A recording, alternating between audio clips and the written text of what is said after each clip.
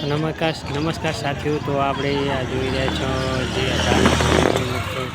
રાધનપુરમાં જે યોજાના હતા લલનજી ઠાકોર દ્વારા આયોજન કરવામાં આવેલું હતું, પણ વરસાદના કારણે બધું આયોજન છે તે થોડું બગડી રહ્યું છે વરસાદના કારણે। તો આપ આગળ વિડીયોમાં બન્યા રહેજો। લલનજી ઠાકોરે જોરદાર આયોજન કરેલું હતું, વરસાદે આખું આયોજન બગાડી નાખ્યું। જોઈ રહ્યા છો વિડીયોમાં કે મંડપ જોઈ શકો છો, મંડપની શું હાલત કરી નાખી છે વરસાદને વાવાઝોડાએ।